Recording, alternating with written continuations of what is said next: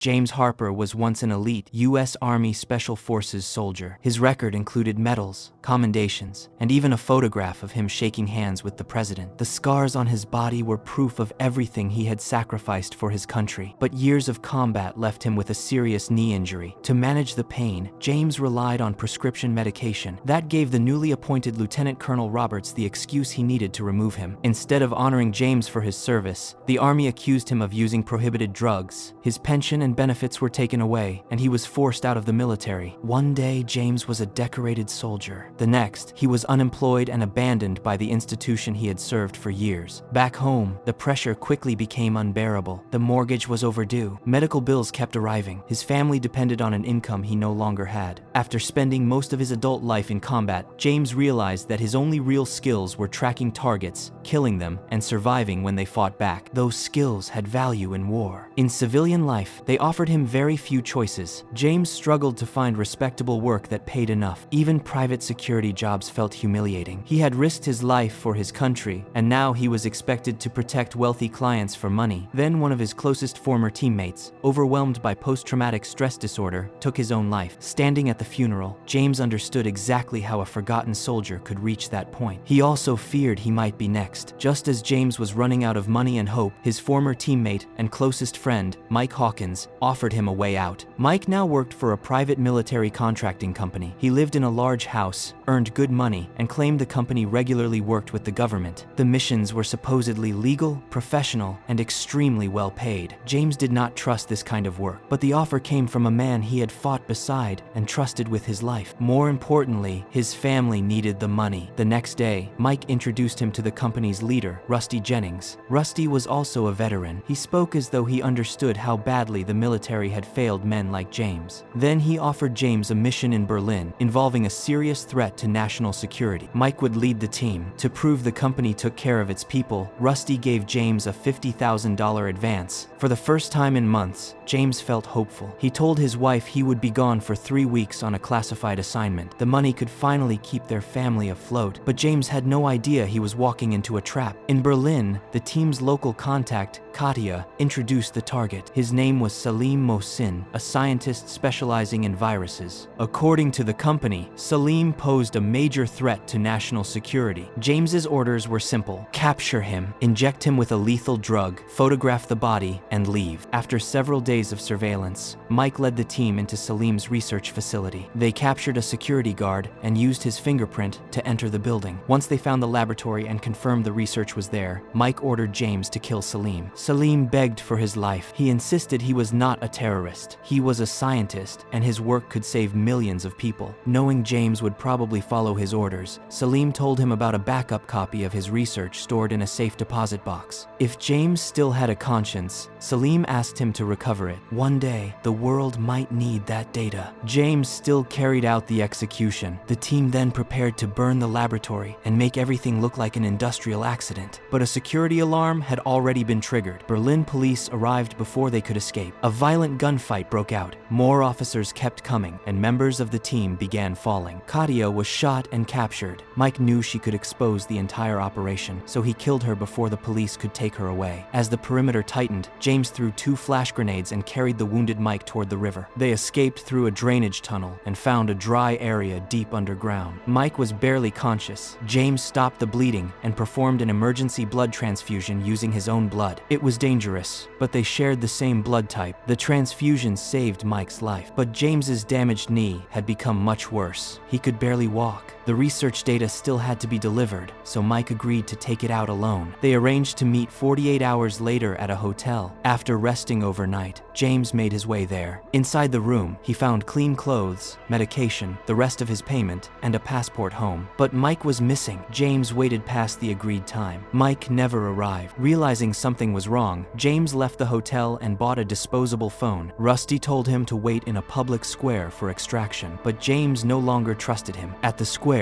he gave Rusty a false location while watching everyone around him. Rusty kept pressuring him to reveal where he was. That only made James more suspicious. He threw away the phone and ran. Seconds later, gunfire tore through the square. James jumped into the river and escaped through another drainage tunnel. The attackers followed him underground. James hid in the darkness and waited. When one of them entered the narrow passage, James pushed aside the man's rifle and shot him at close range. After the fight, James turned over the body. The attacker was also a former elite soldier. That was when James finally understood. The mission had been a trap from the beginning. Desperate veterans were being recruited for secret operations. Once the work was done, another team of former soldiers was sent to eliminate them. They were never valued employees. They were disposable weapons. James began questioning everything he had been told about Salim. To learn the truth, he changed trains several times, made sure no one was following him, and found Salim's home. Using her child as leverage, James forced Salim's wife to retrieve the backup data from the bank. When he opened the files, the truth devastated him. Salim had not been developing a biological weapon. He was creating a vaccine that could save lives. The mission had nothing to do with national security. It was a corporate assassination. Salim's research threatened powerful financial interests, so he had been killed before he could make the treatment widely available. James realized his weapon had not protected innocent people. It had protected someone's profits. The guilt overwhelmed him. He had murdered a man whose work could have helped millions. Unable to change what he had done, James decided to make the people responsible pay. He also believed Mike had been killed after delivering the data. James returned to the United States, determined to find Rusty. But when he arrived at Mike's house, he saw his friend alive with his family. James stared in disbelief. It appeared that the man he trusted most had also betrayed him. The next morning, James followed Mike on a motorcycle, but Mike quickly noticed him and forced him off the road. When Mike saw who it was, he was shocked. He had been told James died in Berlin. James accused him of betrayal and pointed a gun at his head. But despite his anger, he could not kill the man who had once been his brother in arms. Mike explained that Rusty had manipulated both of them. Rusty told Mike that James was dead. At the same time, James had been led to believe Mike had abandoned him. Neither of them was supposed to survive long enough to discover the truth. Now that James was back, Rusty would kill them both. James had already decided to strike first. Feeling responsible for bringing him into the company, Mike agreed to help. The two men attacked Rusty's private military compound. Mike opened fire at the entrance and drew the guards toward him. While the base focused on Mike, James slipped inside to find Rusty. But Rusty was ready. He opened fire from the building and hit Mike outside. Mike tried to reach cover, but Rusty shot him again. Before collapsing, Mike managed to return fire and wound him. James entered the building and found Rusty bleeding inside. Even then, Rusty tried to justify what he had done. To him, men like James and Mike were simply part of the business. They accepted the money, followed orders, and became liabilities once the mission ended. James had heard enough. He shot Rusty and killed him. Then he carried the badly wounded Mike away from the compound. James tried to get him to a hospital, but Mike had lost too much blood. He died during the drive. In the end, Mike gave his life, helping James destroy the man who had used them both. James survived, but survival did not give him back what he had lost. The army had expelled him for taking medication to treat a combat injury. It took away his pension and left his family struggling. That desperation pushed him into a private military company that treated veterans as disposable tools. Even after discovering the truth and killing Rusty, James was still left without a clear future. His story reveals what can happen when soldiers are valued only while they are useful. They sacrifice their bodies and minds for their country. But once their service ends, they can be abandoned almost overnight. James managed to expose one small part of the system that exploited him, but escaping the world that created him may be harder than surviving any battlefield.